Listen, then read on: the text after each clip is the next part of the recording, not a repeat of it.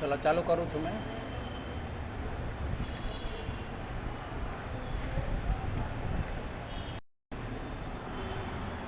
जो પડતરના પત્રક વસ્તુનું કિંમત નક્કી કરવાની, કિંમતને બીજું કયા કયા નામથી ઓળખાય? કિંમત એટલે ભાવ કહેવાય, બરાબર. મૂલ્ય કહેવાય,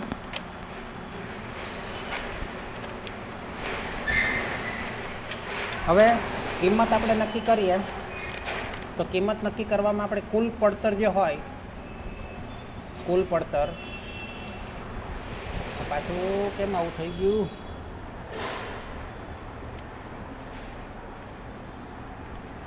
ઠીક છે, હા ચાલશે, ઓકે. કુલ પડતર જે હોય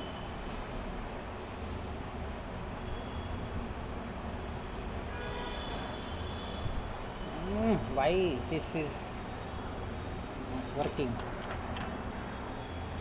why this is not working clearly, okay. કુલ પડતર હોય એની અંદર આપણે શું કરીએ? નફો ઉમેરીએ, નફો ઉમેર્યા પછી આપણે એની કિંમત નક્કી કરીએ, બરાબર ને? હવે જે કુલ પડતર છે એ કુલ પડતર આપણે પડતર પત્રક પરથી બનાવીએ, તો કુલ પડતર દર્શાવતું પત્રક આપણે બનાવીએ, બરાબર. કુલ પડતર દર્શાવતું પત્રક એક તો નોર્મલ છે, તમને ખબર છે કે માલ સામાન મજૂરી એટલે પેલા બધા આપણે પ્રત્યક્ષ ખર્ચા લખી દઈએ, બરાબર. પ્રત્યક્ષ ખર્ચા લખ્યા પછી એની અંદર એટલે આપણને પ્રાથમિક પડતર મળે. પ્રાથમિક પડતરની અંદર કારખાના પરોક્ષ ખર્ચા મૂકી દઈએ, એની અંદર કારખાના પરોક્ષ ખર્ચ ચલિત હોય, અર્ધચલિત હોય, સ્થિર હોય, બરાબર. પછી કારખાના પડતર મળે. કારખાના પડતર પછી ઓફિસ પરોક્ષ ખર્ચા ઉમેરીએ, એ પણ ચલિત, સ્થિર અને અર્ધચલિત હોઈ શકે. એની અંદર એટલે આપણને ઉત્પાદન પડતર અથવા તો ઓફિસ પડતર મળે. એ પછી વેચાણ વિતરણના પરોક્ષ ખર્ચા ઉમેરીએ એટલે આપણને વેચાણ કુલ પડતર અથવા વેચાણ પડતર આપણે કહીએ, વેચેલ માલની પડતર, બરાબર. એમાં આપણે નફો ઉમેરીએ એટલે આપણને કિંમત મળી જાય. ઘણીવાર શું થતું હોય કે બધા અલગ અલગ વિભાગ ના કરે, ફક્ત આ પ્રાઇમરી કોસ્ટ એટલે કે પ્રાથમિક પડતર મળી જાય એટલે એની અંદર સીધા પરોક્ષ ખર્ચામાં બધા જ સાથે લઈ લે. કારખાનાના હોય, પછી ઓફિસના હોય, વેચાણના હોય, એના ચલિત અને સ્થિર ખાલી અલગ કરી દેવાના એટલે આપણને મળી જશે કુલ પડતર, સરવાળો કરી દો એટલે. અને ઘણીવાર એવું હોય કે ચલિત ખર્ચા, ફક્ત ચલિત ખર્ચા બધા જ લઈ લેવામાં આવે, જેની અંદર પ્રત્યક્ષ ને પરોક્ષ બધા જ ચલિત ખર્ચા અલગ લઈ લેવા, પછી સ્થિર ખર્ચા અલગ લઈ લેવામાં આવે, બધાનો સરવાળો કરી દો એટલે કુલ પડતર મળી જાય, હે ને? એ તો તમે જાણો જ છો. હવે આપણે જોવાનું છે એક શબ્દ રૂપાંતર પડતર. રૂપાંતર પડતર પણ તમે એસવાયમાં શીખી ગયા. રૂપાંતર પડતર કોને કહેવાય? કોને ખબર છે રૂપાંતર પડતર?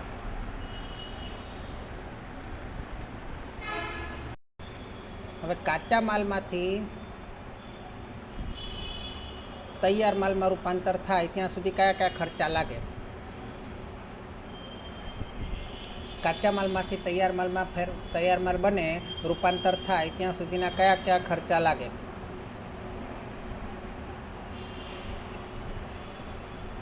ખરીદીના ખર્ચા નહીં આવે, કારણ કે કાચો માલ તો આપણી પાસે ઓલરેડી છે જ. કાચો માલ ઓલરેડી આપણી પાસે છે, એને આપણે તૈયાર કરવાનો છે, એને રૂપાંતર પડતર કહેવાય. એટલે ખરીદીના ખર્ચા, માલ સામાનના ખર્ચા નહીં આવે. મજૂરી આવે, પછી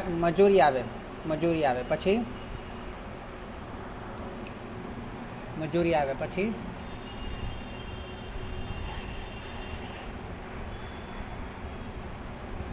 બોલો, પછી માઇક બંધ કરો.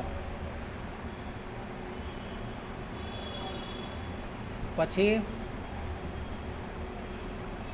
મજૂરી, પછી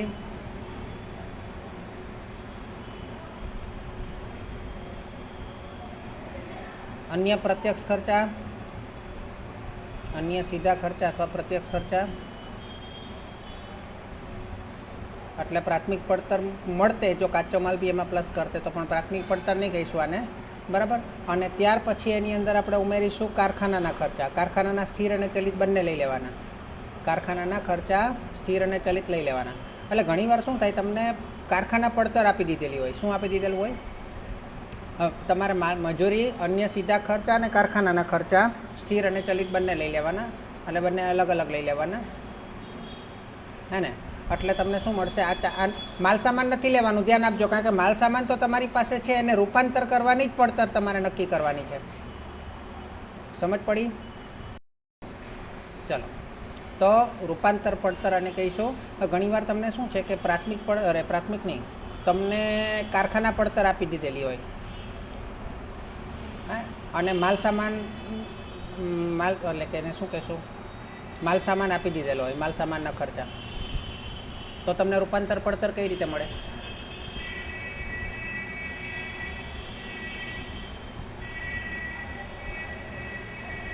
બોલો. તો તમને રૂપાંતર પડતર કઈ રીતે મળે?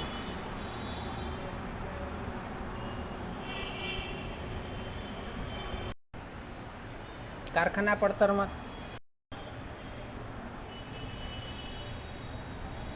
ચલો, ત્યાર પછી ઉત્પાદક દ્વારા ઉમેરાયેલ પડતર, ઉત્પાદક દ્વારા ઉમેરાયેલ પડતર અથવા તો મૂલ્ય વૃદ્ધિની પડતર. શબ્દ છે આમાં જ લઈ લો, ઉત્પાદક દ્વારા ઉમેરાયેલ પડતર અથવા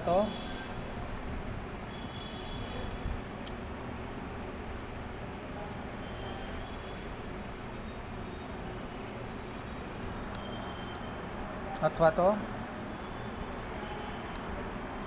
મૂલ્ય વૃદ્ધિની પડતર. આનો શબ્દ પરથી તમને ખબર પડી જાય.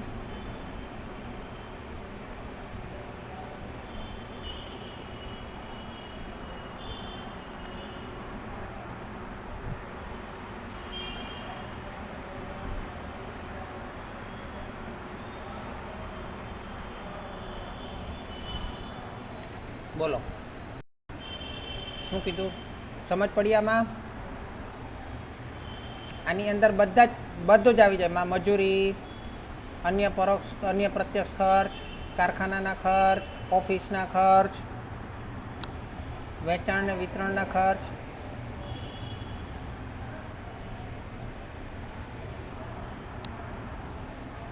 બધા જ ખર્ચ આવી જાય માલ સામાન સિવાયના. વધતી જતી પડતર એટલે શું?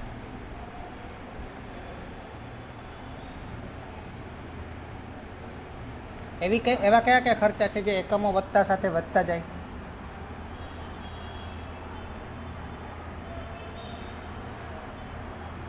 એકમોના વધારે સાથે વધતા જાય એવા કયા કયા ખર્ચા?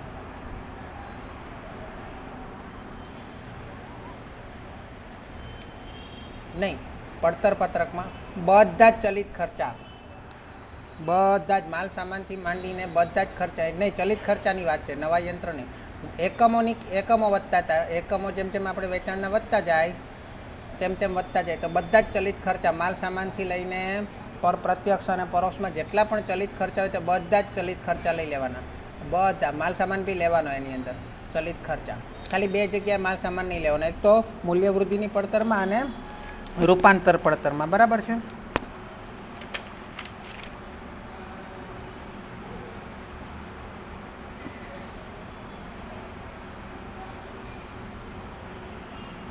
ઓકે, ચલો હવે આપણે જોઈએ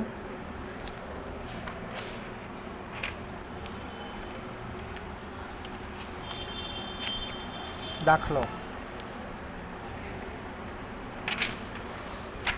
સ્વાધ્યાયનો કરવો છે.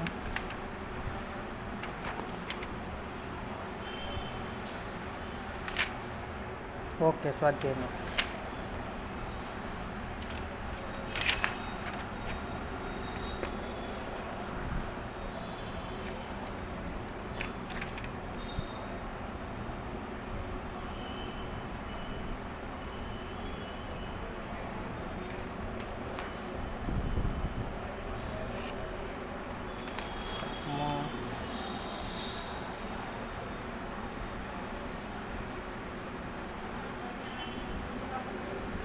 સ્વાધ્યાયનો 7મો દાખલો કરીએ. 7મો કે 8મો? 7મો ગણીએ. 7મો. સ્વાધ્યાયનો 7મો દાખલો ગણીએ. પાટણવાળો મળ્યો બધાને?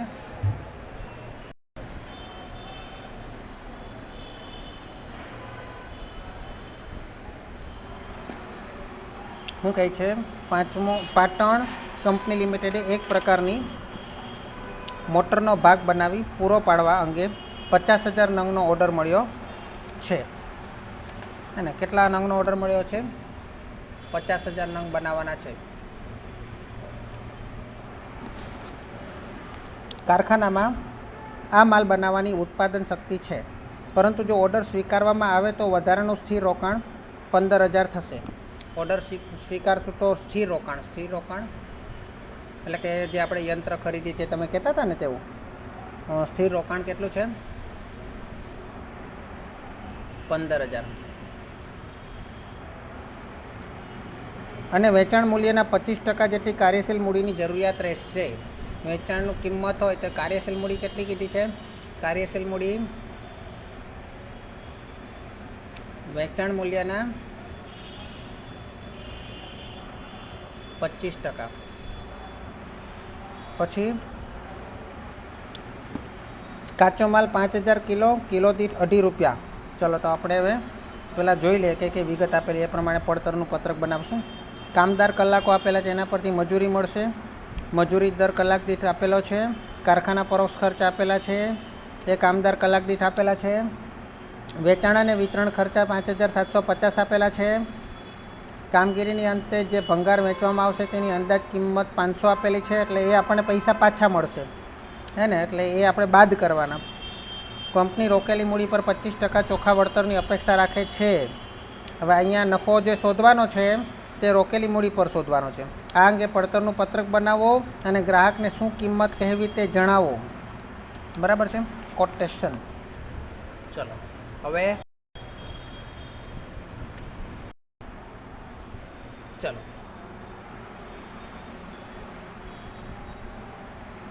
પડતરનું પત્રક આપણે જે બનાવીએ છીએ ને એવું જ બનાવીએ.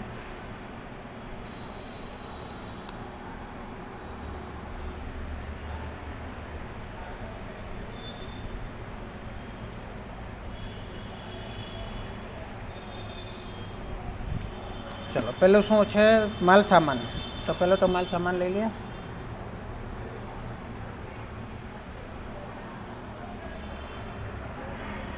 કાચો માલ 5,000 કિલો દીઠ 2.5 રૂપિયા. 5,000 કિલો 2.5 રૂપિયાનો ભાવ. કેટલા થશે? ગણતરી કરીને આપો. 11,500. હવે ભંગાર, હવે એ જે ભંગાર છે તે કેનો ભંગાર છે? એ માલ સામાનનો જ ભંગાર હશે. બરાબર. જો ભંગાર માલ સામાનનો જ હોય, બીજું કંઈ સ્પષ્ટતા નહીં કરેલી, તો આ આવકમાંથી જ બાદ કરે, એટલે આ ખર્ચમાંથી જ આવક બાદ કરી દેવાની, કારણ કે અહીંયાથી જ પડતર ઘટી જાય છે આપણી. એટલી માલ સામાનથી જ એની પડતર ઘટી જાય છે. તો અંદાજિત જે ભંગાર વેચવામાં આવે તેની અંદાજિત કુલ કિંમત આપી દીધેલી છે. ભંગાર કિંમત 500. તો આપણા માટે માલ સામાન કેટલામાં પડશે? માલ સામાન 11,000માં. ચલો મજૂરી. ચલો મજૂરીમાં બીજું વાક્ય લખેલું છે, કામદાર કલાકો પ્રત્યક્ષ 4,500, જે પૈકી 500 શેમાં 12,500 આવશે?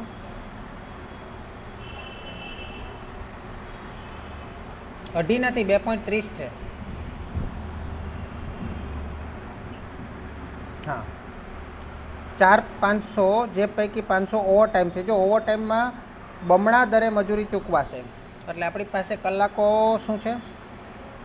કામદાર કલાકો 4,500 છે, એમાંથી 4,500 સામાન્ય કલાકો, સામાન્ય અને ઓટી ઓવરટાઈમ. બરાબર છે? તો સામાન્ય કલાકો કેટલા છે? 4,500માંથી 500 ઓટીના છે, એટલે 4,000 સામાન્ય. હવે એની કિંમત કઈ રીતે મળશે? મજૂરી દર કલાક દીઠ 1 છે. 1 કલાકના 1 રૂપિયા છે મજૂરી, અને ઓવરટાઈમમાં બમણા દર એટલે 2 રૂપિયા થઈ જશે. એટલે 4,000 ગુણ્યા 1 કેટલા થશે? 4,000 રૂપિયા, અને 500 ગુણ્યા 2 1000 ટોટલ 5000 બરાબર છે. મજૂરી દર કલાક દીઠ 1.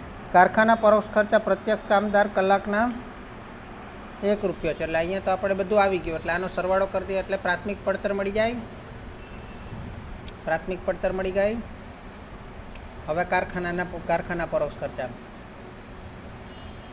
કારખાનાના પરોક્ષ ખર્ચમાં શું કહે છે? બોલો. પ્રત્યક્ષ કામદાર કલાક દીઠ 1. પ્રત્યક્ષ કામદાર કલાક દીઠ 1. તો પ્રત્યક્ષ કામદાર કલાક કેટલા છે? 4500 જ જોવાના. એમાં આપણે પહેલાં અલગ અલગ કરવાની જરૂર નથી. 1 રૂપિયો.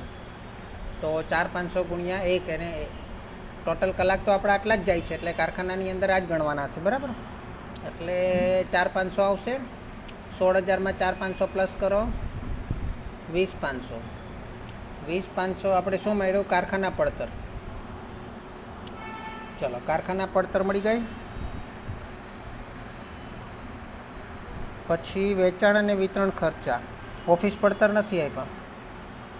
ઓફિસ ખર્ચા નથી આપ્યા. આપણે લખી દઈએ ઓફિસ ખર્ચા ડેશ. એટલે 20500. પછી વેચાણ વિતરણ ખર્ચા.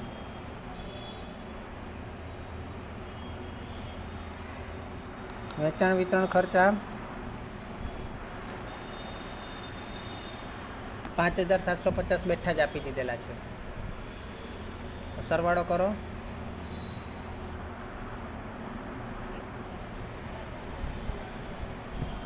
સોરી, 26250 બોલ્યા ને? હા, 26250 બરાબર છે. 10650 કોણ બોલ? હા બરાબર.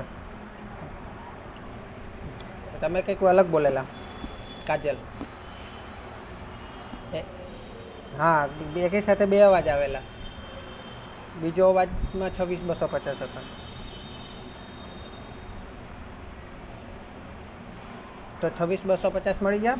હવે આ કુલ પડતર છે. હવે નફો આની અંદર ઉમેરવાનો છે, પણ નફો કઈ રીતે ઉમેરવાનો છે?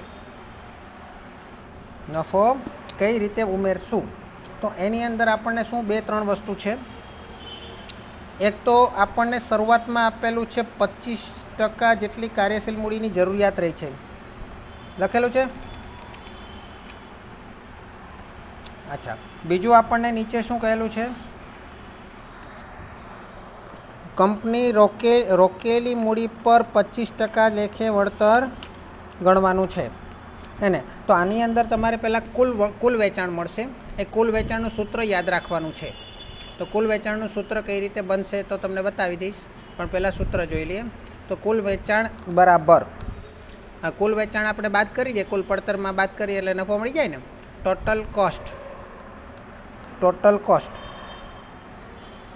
હે ને, પ્લસ હવે આપણે 2 વસ્તુ છે અહીંયા. હવે આરએફ એટલે રેટ ઓફ ઇન્વેસ્ટમેન્ટ, બરાબર, ગુણ્યા તમે જે ફિક્સ કેપિટલ હોય ને, ફિક્સ કેપિટલ આપણને આપેલી છે ને કે આટલી વધારાની તમારે ખર્ચો કરવો પડશે તે, બરાબર છે. આખાના છેદમાં 1 માઇનસ આર તો તમને ખબર છે, રાઈટ. અને એને આપણે કરવાનું છે આપણે જે કાર્યશીલ મૂડી પર કીધેલા છે ને 25%. કાર્યશીલ મૂડી પર 25% કીધા છે ને. વેચાણ પર કાર્યશીલ મૂડી 25% છે.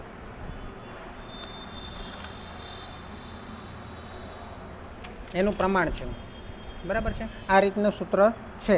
તો એના પરથી કિંમત કઈ રીતે આવશે તમને બતાવું. તો અત્યાર સુધીની આપણી ટોટલ કોસ્ટ કેટલી છે? 26250 પ્લસ આર કેટલા છે?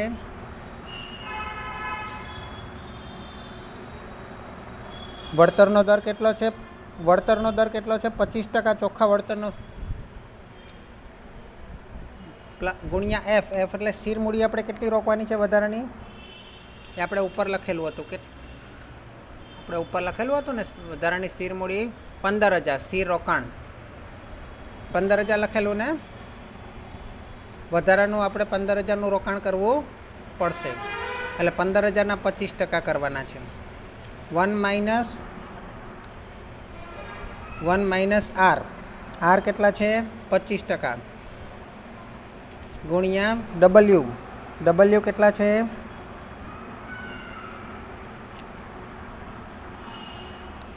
ડબલ્યુ કેટલા છે વેચાણના? એ પણ 25% જ છે ને, એ પણ 25% જ છે. બરાબર છે. અહીંયા ટકાના ટકા નીકળે છે.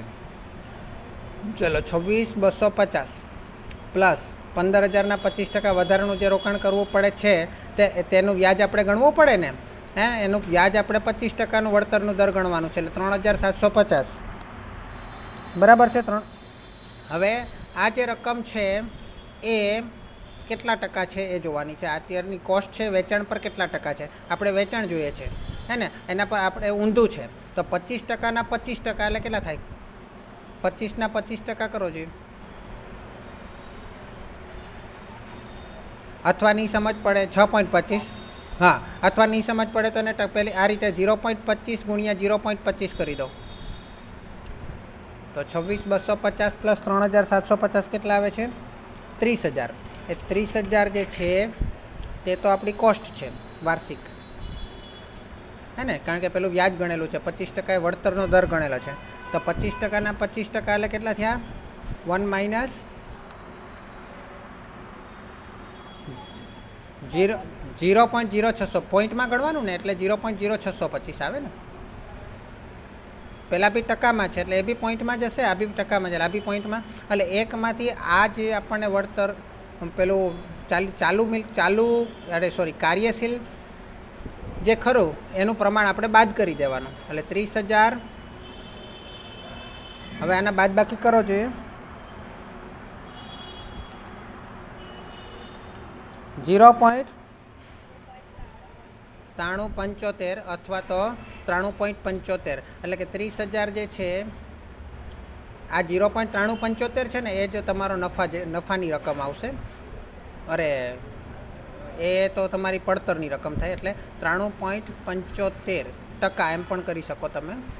તો કેટલી રકમ આવે છે? 30,000 ભાગ્યા 93.75%. 32,000 આવે છે. અને 32,000 આવે એટલે અહીંયા તમારો આમ જોવા જઈએ તો નફો 2,000 જ ગણાશે, હે ને. આમ 26,200, કારણ કે પહેલાં જે 3,750 તો તમારે વધારાની મૂડી પર વળતર થયું ને. તો તમારી વેચાણ કિંમત કેટલી રાખવાની છે? 32,000. એટલે પડતર પત્રકની દ્રષ્ટિએ જોઈએ તો તમારો નફો વધી જશે 26,250 અને 32,000 વચ્ચેનો તફાવત. પણ એની અંદર 3,750 તો રોકેલી મૂડી પર વળતર ગણવાનું છે. ચલો હવે બીજું શું પૂછેલું છે એ લોકોએ? ગ્રાહકને શું કિંમત કેવી? હવે આ તો આપણે એકમો બનશે. કેટલા એકમો બનશે? કેટલા એકમો બનાવવા માટેનો ઓર્ડર હતો? 50,000 નંગનો ઓર્ડર હતો ને. 50,000 નંગનો ઓર્ડર હતો ને, તો આપણે 50,000 નંગ બનાવ્યા હશે ને. તો એકમ દીઠ વેચાણ કિંમત કેટલી? વેચાણ કિંમત કેટલી? તો કે કુલ વેચાણ છેદમાં વેચાણના એકમો. તો કુલ વેચાણો કેટલું છે આપણું? 32,000 અને 50,000 એકમો છે. તો એક એકમ કેટલામાં વેચશું? 0.64ના ભાવે આપણે ગ્રાહકને કિંમત કહીશું. બરાબર છે.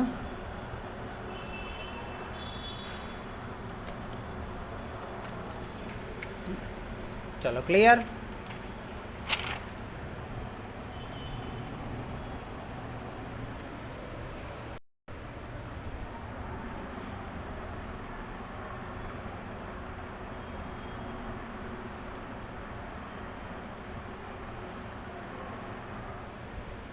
ચલો, કાચો માલ આપેલો છે 6,950 કિલો અને 10નો ભાવ.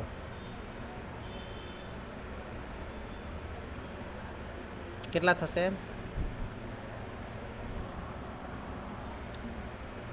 પછી ભંગાર હશે તો બાદ કરશો. એટલે મજૂરી 15,000 સામાન્ય કલાકો 2 રૂપિયા લેખે પછી સામાન્ય કલાકના 25% ઓવરટાઈમ. 15,000ના 25% કેટલા થાય? 15,000ના 25% કેટલા થાય? એના કેટલા કિંમત? બમણો દર એટલે 4 રૂપિયા. તો 15,000 ગુણ્યા 2 કરો 30,000 અને પહેલાં કરો કદાચ 15,000 આવશે હે ને, કારણ કે 25% છે તો એટલે 45,000 આવશે. ચલો પછી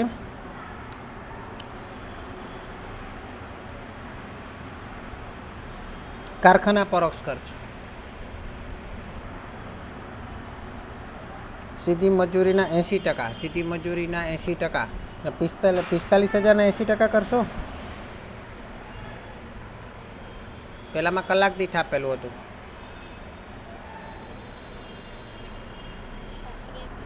36,000. પછી ઓફિસ પરોક્ષ ખર્ચ.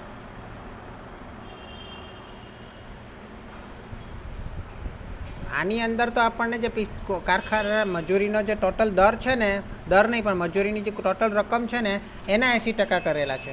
અને પહેલાંમાં આપણને કલાક દીઠ દર આપેલો હતો, ત્યારે આપણે સાદો દર જ લેવાનો, કલાકો લેવાના. એની અંદર આપણને કિંમત આપી દીધેલી હતી. વેચાણ વિતરણ પરોક્ષ ખર્ચા સીધી મજૂરીના 60% વસૂલાત. વેચાણ વિતરણ પરોક્ષ ખર્ચ એ કેટલા આવશે? 45,000ના 60%. 27,000. પછી 50,000ની વધારાની સ્થિર મૂડીનું રોકાણ કરવું પડશે એટલે એફ કેટલું આવશે? 50,000. સામાન્ય ચોખ્ખા વળતર નફાની અપેક્ષા રોકાયેલી મૂડીના 25% છે એટલે આર બરાબર 25%. કાર્યશીલ મૂડીમાં વધારો વેચાણ મૂલ્યના 20%. એ પાછા આપણે ડબલ્યુ આવશે આપણું 20%. બરાબર. આનો ટોટલ કરો જે કેટલી પડતર થાય છે.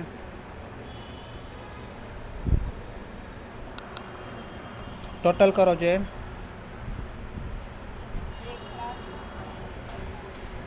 1,77,500. હવે આપણે સૂત્ર મૂકી દઈએ. વેચાણ બરાબર આ સૂત્રમાં ડાયરેક્ટ શું? ટોટલ કોસ્ટ પ્લસ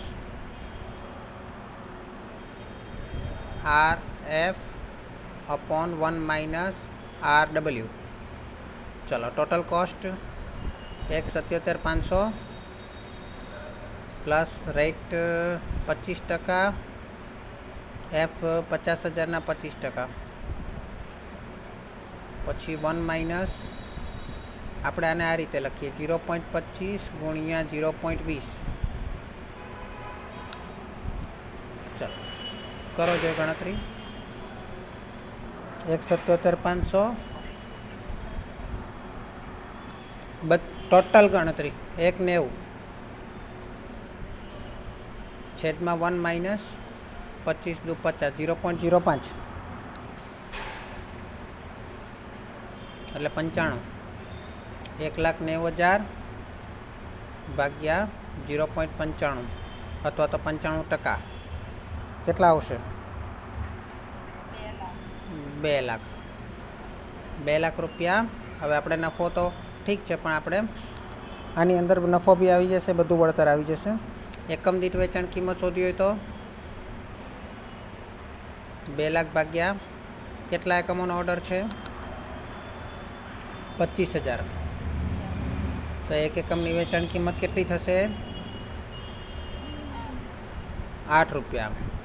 ચલો હવે આપણે પેલું બી શોધી લઈએ. કાર્યશીલ મૂડી વેચાણ કિંમતના 20%. તો 2 લાખના 20% કેટલા આવશે? 40,000. અને સ્થિર મૂડી વધારાની કેટલી રોકી છે? 50,000. તો ટોટલ આપણી કુલ રોકાયેલી મૂડી કેટલી થઈ જશે? 90,000. હવે 90,000ના 25% કરો જોઈએ. 90,000ના 25% કરો જોઈએ એટલું વળતર આપણને મળવું જોઈએ ને. 22,500નું વળતર મળવું જોઈએ. ચાલો હવે મને કહો જોઈએ આ 1,77,500 1,77,500 500 પ્લસ 22,500નું વળતર મળે તો કેટલા થાય? 177,500 પ્લસ 22,500નું 2 લાખ થઈ ગયા. આ આપણો નફો થયો. પડી ગયા સમજ? ચાલો.